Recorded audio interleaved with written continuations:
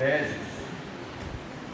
É uma carta escrita pelo apóstolo Paulo aos habitantes da igreja de Éfeso. No capítulo 2, versículos 21 e 22, nós lemos o seguinte: no qual, ou seja, em Cristo, todo edifício bem ajustado cresce para santuário dedicado ao Senhor, falando do nosso corpo como santuário de Deus, que deve ser dedicado a Deus, no qual também vós juntamente estáis sendo edificados para a habitação de Deus no Espírito. Deus não nos criou de forma aleatória ou irresponsável. Ele nos criou com finalidades definidas, com propósitos definidos. Ele não nos criou apenas para sermos seres humanos habitantes da Terra. Ele nos criou com propósitos traçados. É para essa finalidade, ou para essas finalidades que eu estou criando você. Agora, o tema desta mensagem fala exatamente a respeito das intenções de Deus, mas também quais são as nossas intenções como criaturas de Deus, como instrumentos criados por Deus, colocados neste mundo, para que finalidades nós estamos aqui. Qual o motivo de sua dedicação a Cristo? Quais os motivos de você dedicar-se a Cristo? Irmãos e amigos, para compreendermos melhor a natureza desta mensagem, é importante que respondamos algumas perguntas pertinentes. Primeiro, por que você está aqui? Segundo, quem foi que Deus usou para lhe conduzir a Cristo? Terceiro, comparando, analisando seus primeiros dias de convertido com os dias atuais, houve mudanças, houve alterações para melhor ou para pior? Quinto, você tem sido vítima do desânimo frequentemente ou uma vez ou outra? Sexto, alguma vez você foi tentado a desistir de sua fé, a abandonar tudo e sair por aí sem objetivos? Se você chegou até aqui, será que foi motivado pelas emoções somente? E quando essas emoções passarem, você vai continuar com a sua firmeza em Cristo, ou vai ser levado como vento para longe de Deus? Você veio para cá e está aqui por causa das pessoas ou por causa de Deus? Você veio em busca de promessas humanas, de prosperidades? Se foi só por isso, pode ter certeza que você não vai aguentar por muito tempo. Na carta aos Gálatas, capítulo 1, versículo 10, olha a declaração de Paulo aos crentes da igreja de Gálatas. Ele fala: porventura procuro eu agora o favor dos homens ou o favor de Deus? Ou procuro agradar a homens? Se agradasse ainda a homens, não seria servo de Cristo. É claro, irmãos, que Deus usa pessoas para nos conduzir a Cristo, né? Com certeza Ele usou alguém como instrumento para que você tomasse conhecimento da palavra de Deus. Mas a sua fé não se baseia, não se respalda nessas pessoas que foram usadas por Deus.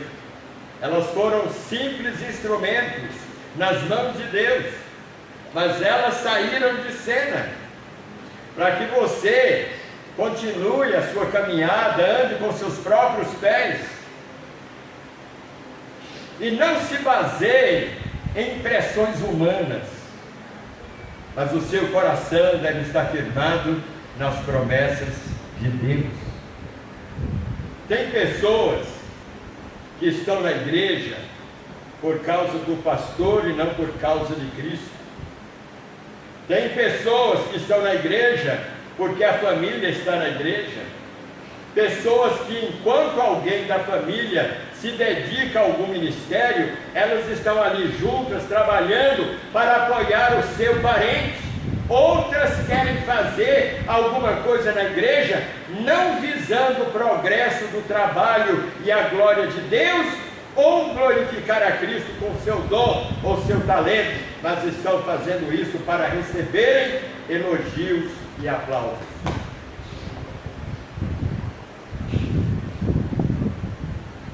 1 Coríntios capítulo 3, versículos 21 a 23, olha o que diz a palavra de Deus: portanto ninguém se glorie nos homens, porque tudo é vosso, seja Paulo, seja Apolo, que foi um companheiro de Paulo, seja Cefas, outro companheiro de Paulo, seja o mundo, seja a vida, seja a morte, sejam as coisas presentes, sejam as coisas futuras, tudo é vosso, e vós de Cristo, e Cristo de Deus.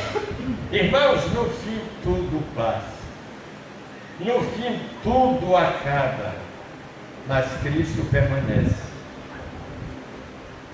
Nós perdemos a saúde, nós perdemos a beleza física, nós perdemos bens materiais, nós perdemos amigos, e nós perdemos até a vida, porque chega uma hora em que nós vamos deixar esse mundo. Vai chegar um momento em que o nosso corpo vai ser velado, nós vamos estar em um féretro, em um caixão, e os amigos e parentes vão estar lá nos velando, quem sabe cantando hinos e lendo textos da palavra de Deus. Tudo nesta vida acaba, mas Jesus não acaba. Ele é o mesmo ontem, hoje, eternamente. Por isso a nossa fé tem que estar focada em Cristo e não nas pessoas e não nos homens.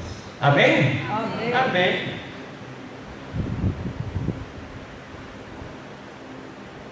Tem pessoas que não têm essa convicção. Hoje pela manhã eu falei sobre o papel, vários papéis. Começamos no domingo passado falando sobre o papel do marido, o papel da esposa, o papel dos filhos, o papel dos pais. E hoje falamos sobre o papel dos servos, dos empregados, dos funcionários. Falamos que todos que são chamados para servir a Deus, eles estão por aí distribuídos, vários segmentos da sociedade, estão trabalhando em empresas, em repartições públicas, ou estão trabalhando por conta própria, mas estão deixando testemunho no seu local de trabalho. Sem você perceber, você está deixando uma marca registrada por onde você anda, por onde você passa. Agora o problema, o que nos preocupa é exatamente isso. Que tipo de comportamento, de testemunho nós estamos deixando para as pessoas com quem nós nos relacionamos?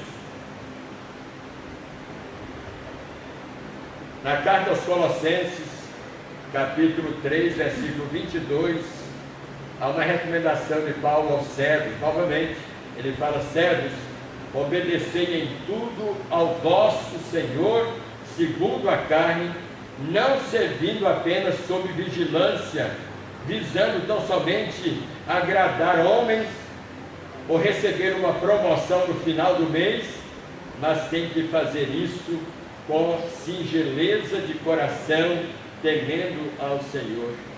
1 Tessalonicenses capítulo 2, versículo 4, também está escrito: pelo contrário, visto que nós fomos aprovados por Deus, a ponto de nos confiar Ele o Evangelho, assim falamos, não para que agrademos a homens, e sim a Deus, que conhece o nosso coração.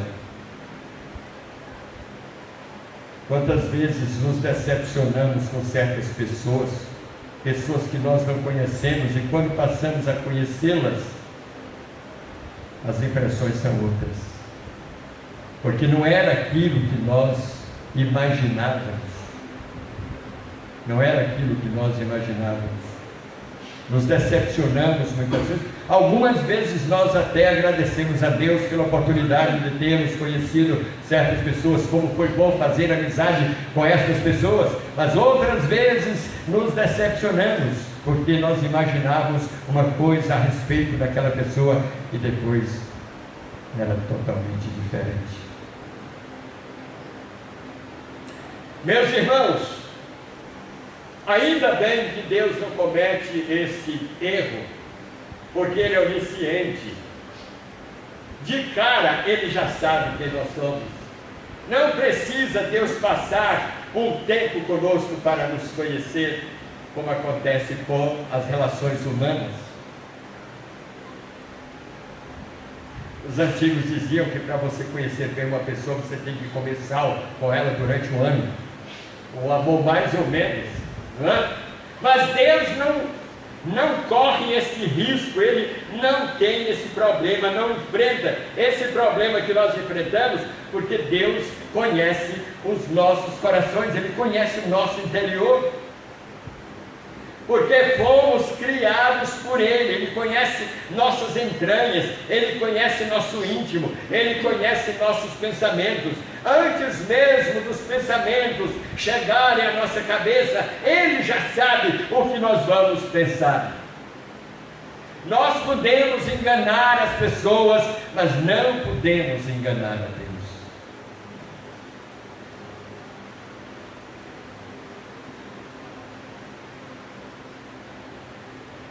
No capítulo 8 de Mateus, Jesus, então, teve uma visita, recebeu algumas visitas de alguns moços que se interessaram em seguir a Jesus. Eles estavam eufóricos. Olha bem, se fosse comigo, eu já iria me enganar logo de cara, de início, né? Porque eu não sabia o que passava nas mentes e nos corações daqueles moços, mas Jesus já sabia de tudo. Mateus capítulo 8, 18 a 22, vendo Jesus muita gente ao seu redor, ordenou que passassem para outra margem. Então, aproximando-se dele um escriba, disse-lhe: mestre, seguir-te-ei para onde quer que fores. Mas com que intenção ele estava se oferecendo para seguir a Jesus? Com que intenção? Olha, a resposta de Jesus para ele: as raposas têm seus covis, suas tocas, as aves dos céus têm seus ninhos, mas o Filho do Homem não tem onde reclinar a cabeça. É isso que você quer? Você está imaginando, pensando que em me seguir você vai ser conhecido, você vai ficar famoso, você vai ter o seu nome escrito na história do cristianismo por ter seguido a Jesus, por ter sido um discípulo de Jesus? É só isso que você quer? Essa é a sua única intenção de querer me seguir? Você está enganado. Você vai ter que comer a comida que eu como, e olha que não era caviar, olha que não era comida especial, banquete. Jesus comia a comida mais simples, junto com os discípulos. Ele disse: eu não durmo no hotel 5 estrelas, no resort, eu não tenho onde reclinar a minha cabeça. É isso que você quer? Foi um balde d'água fria sobre aquele moço. A Bíblia não diz que ele continuou seguindo Jesus, porque Jesus foi claro com ele. É isso que nós devemos mostrar para as pessoas. Seguir a Jesus, irmãos, é pagar um preço da renúncia, muitas vezes o preço da reprovação, o preço do escárnio, o preço da zombaria, porque o crente, via de regra, não é bem visto, não é bem recebido em muitos ambientes. Vamos continuar a leitura de Mateus 8, 18 em diante, mas Jesus e outro dos discípulos lhe disse: Senhor, permite-me ir primeiro sepultar o meu pai. Replicou-lhe Jesus: segue-me e deixa os mortos sepultar os seus próprios mortos. Será que o pai dele tinha morrido? Não. O que ele quis dizer para Jesus: Senhor, me dê um tempo até meu pai morrer. Quando ele morrer, eu vou estar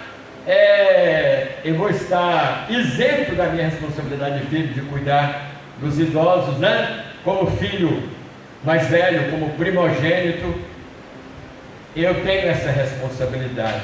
Me dê um tempo enquanto meu pai morre. Quando ele morrer, eu voltarei para te seguir. Sabe qual foi a resposta de Jesus? Deixa os mortos sepultarem os seus próprios mortos e vem e segue.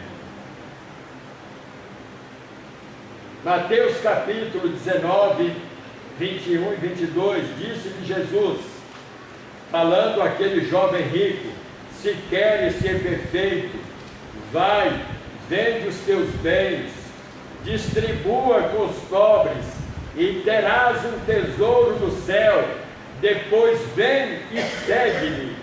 Tendo, porém, o jovem ouvido esta palavra, retirou-se da presença de Jesus, triste por ser dono de muitas propriedades. Foi um teste que Jesus aplicou nele. Sabe, se ele tivesse respondido para Jesus: Senhor, tudo bem, eu estou disposto a abrir mão de tudo que eu tenho. É provável até que Jesus dissesse para ele: não precisa, agora eu já sei onde está o seu coração, não das suas riquezas, mas em mim. Mas foi um teste que Jesus aplicou com aquele rapaz. Ele não estava preparado para seguir a Jesus por causa dos seus bens materiais, por causa de suas posses, por causa de suas propriedades. Sabe, irmãos, nesta vida nós somos tentados a acumular coisas, e estas coisas que nós acumulamos, muitas vezes elas se tornam em obstáculos para seguirmos a Jesus.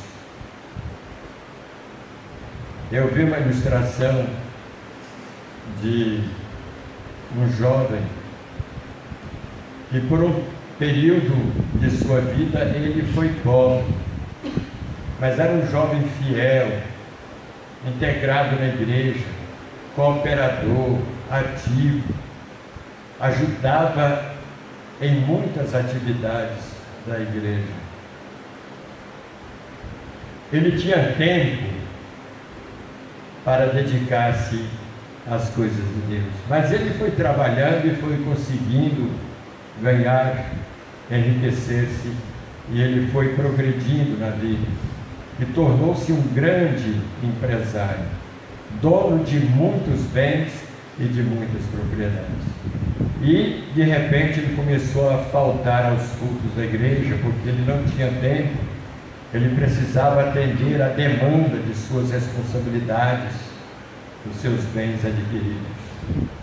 E o pastor foi visitá-lo para saber por que ele estava faltando tanto às atividades de sua igreja, e a resposta dele não poderia ser outra, era a que o pastor já aguardava, já esperava ouvir. Pastor, hoje eu sou um homem tão ocupado, sou um grande empresário, eu não estou dando conta nem dos meus compromissos, das minhas responsabilidades, nem para a igreja eu estou tendo tempo de dedicar. E a resposta do pastor para aquele moço, agora rico, cheio de coisas, dono de muitas coisas, disse: "Ô irmão, seria melhor que nós orássemos para Deus tirar tudo que você adquiriu, para você voltar a ser aquele moço fiel, dedicado, consagrado ao Senhor. Vamos orar e pedir a Deus para que faça isso com você." Imediatamente ele disse: "Pastor, não precisa mais orar. Eu vou organizar a minha vida, eu vou programar a minha agenda para eu poder voltar a dedicar-me às coisas de Deus." Esses personagens mencionados aqui por Jesus fizeram isso. Eles estavam mais preocupados com os interesses materiais, as coisas pessoais, do que com o reino de Deus. Lucas capítulo 9, versículos 57 a 62, indo eles fora, alguém lhe disse: "Seguir-te-ei para onde quer que fores."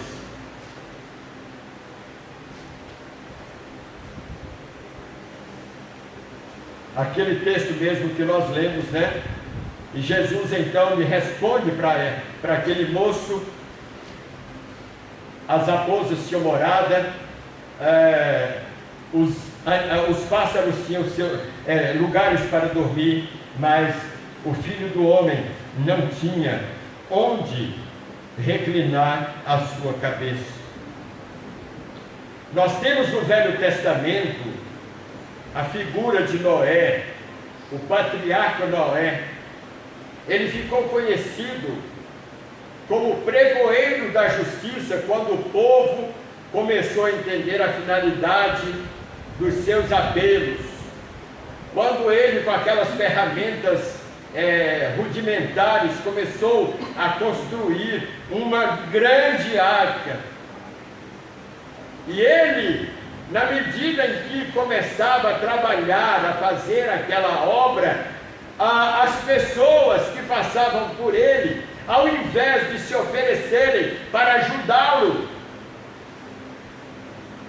para que aquela obra se abreviasse, as pessoas foram se distanciando de Noé, e ele ficou sozinho.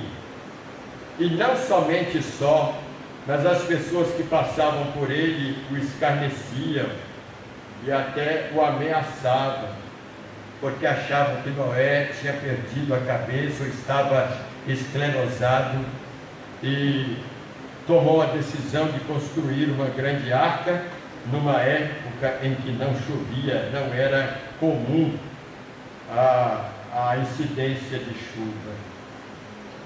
E ele construiu sozinho, juntamente com a sua família. Mas ninguém se ofereceu, se apresentou para ajudar o velho Noé.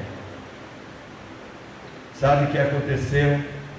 Depois que tudo estava pronto, os animais dentro da arca, e o anjo agora fechando a porta da arca, pelo lado de fora, a chuva começou a cair. Foi a primeira vez que estava caindo chuva naquela região, porque até então a terra era regada com o sereno, com o orvalho que caía do céu. E eles então começaram a ficar de orelha em pé. Será que o velho tinha razão?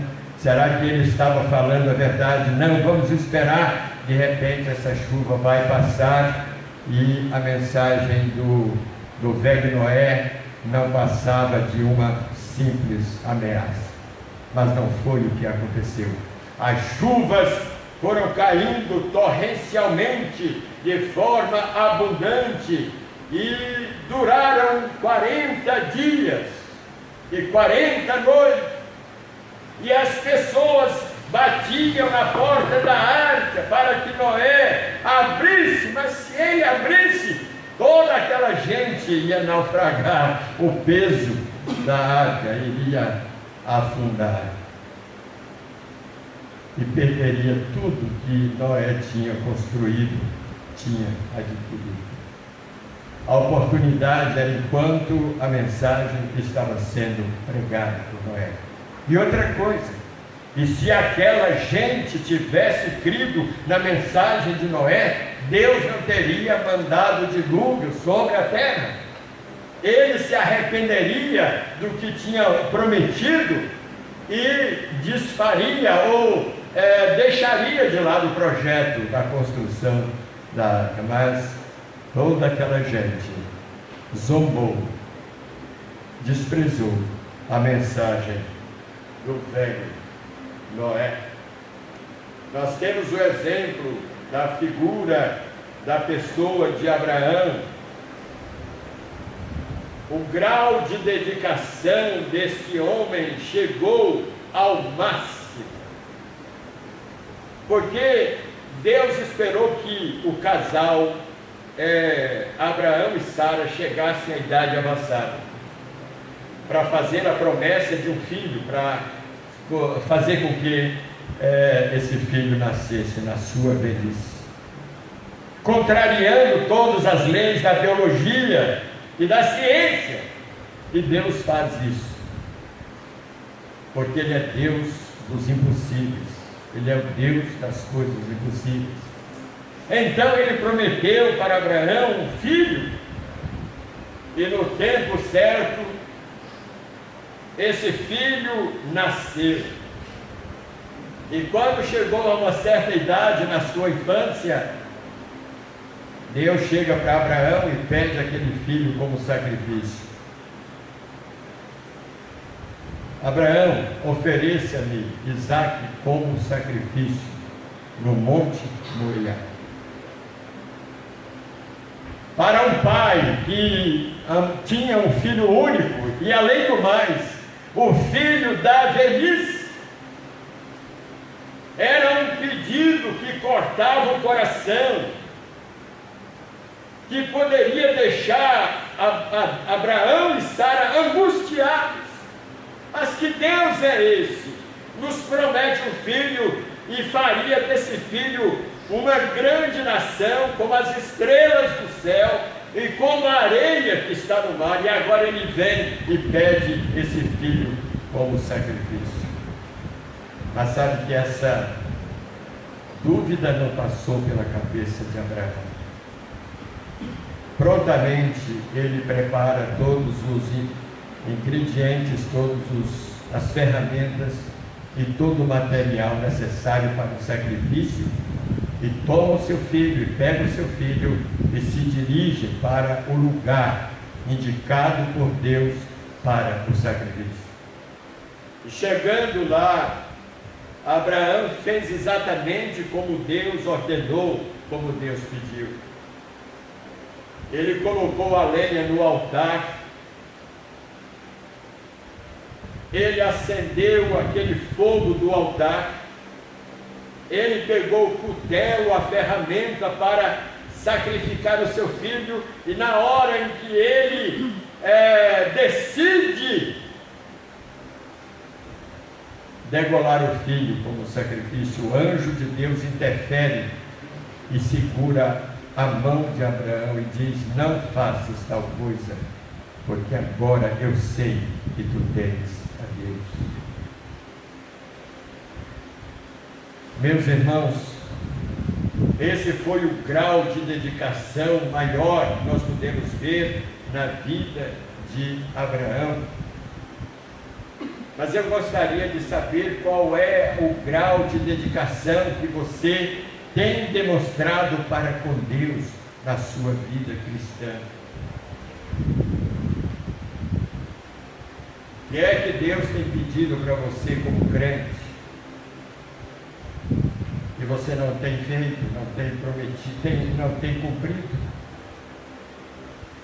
Sempre no final do ano nós costumamos fazer promessas, propósitos de melhorarmos a nossa vida na igreja como membros.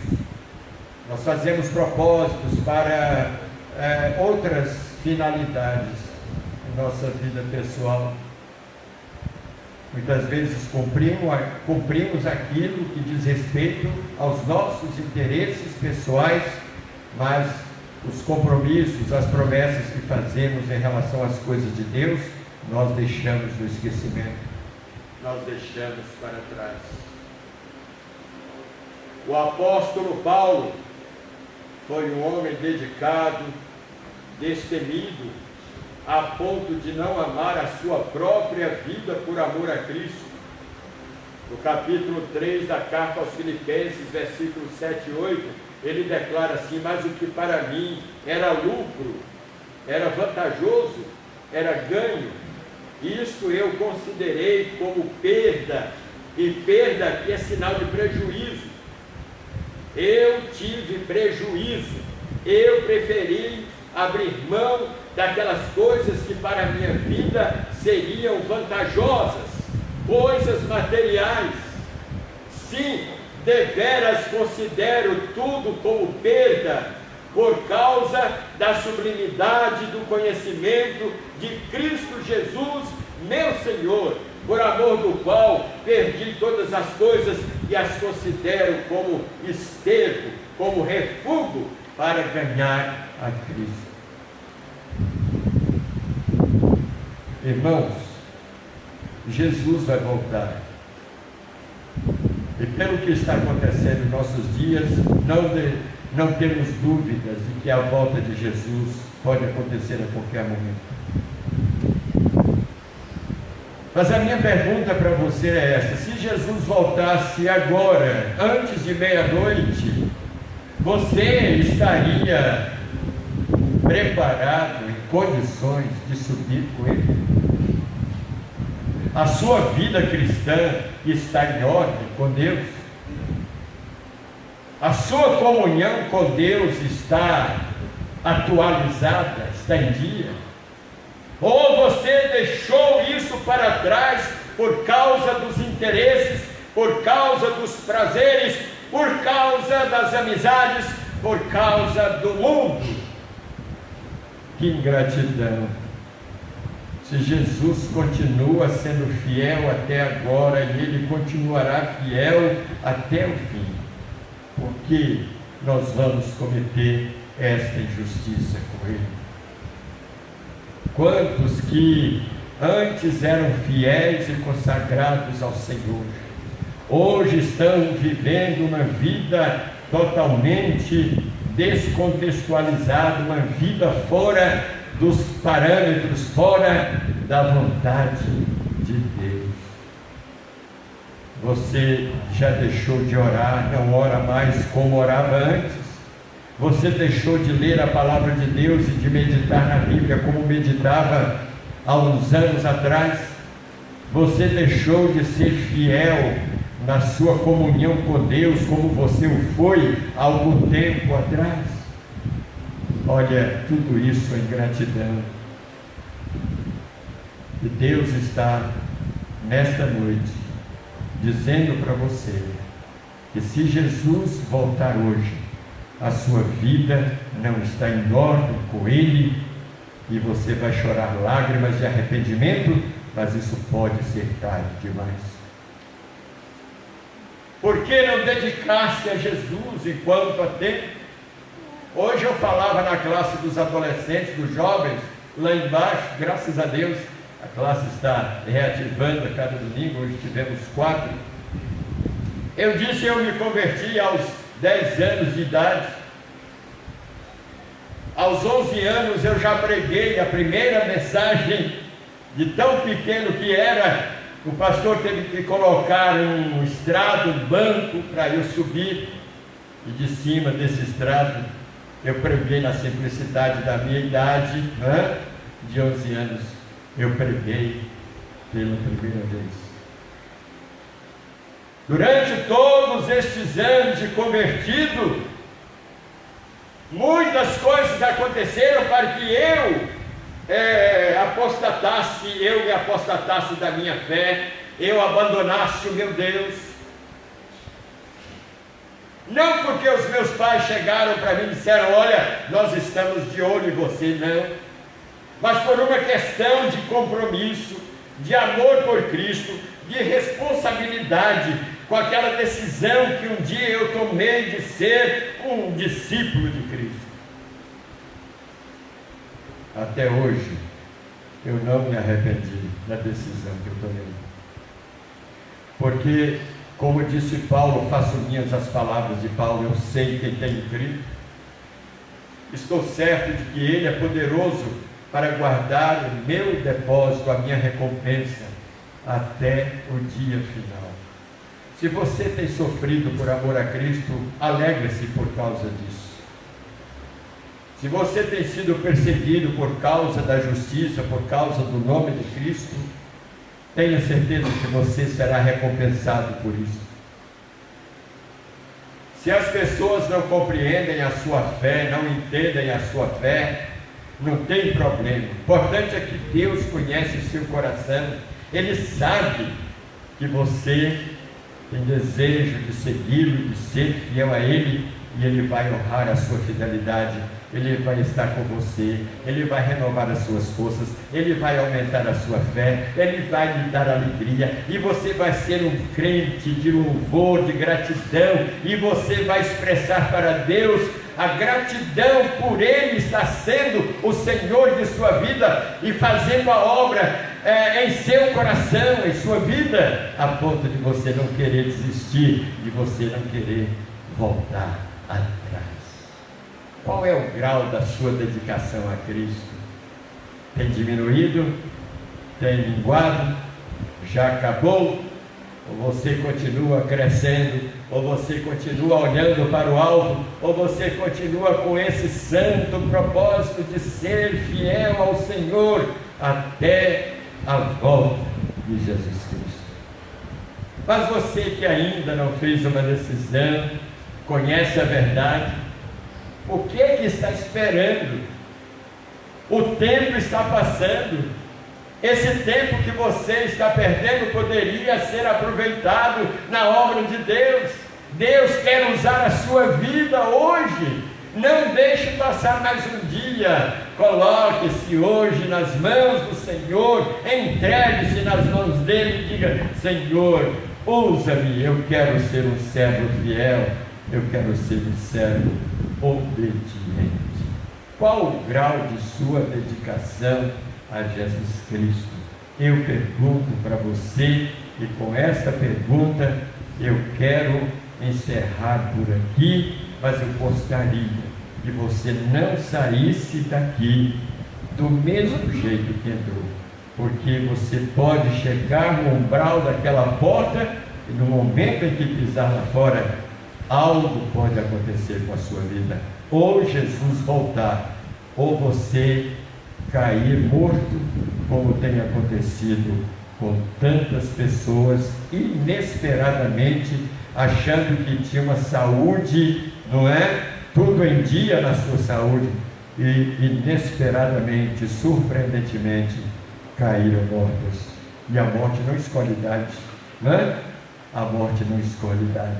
Eu gostaria que você hoje não saísse daqui do mesmo jeito que entrou, que você assumisse um compromisso. Se ainda não é salvo, que você hoje seja alcançado pela graça salvadora de Cristo. Mas se você já é um convertido, que você consagre, dedique, coloque a sua vida no altar de Deus, porque é isso que Ele espera de você, é isso que Ele quer fazer na sua vida hoje, uma obra de convencimento, de transformação, e fazer de você um instrumento de louvor da vontade dEle, para a glória dEle, por onde você andar. Que Deus nos abençoe.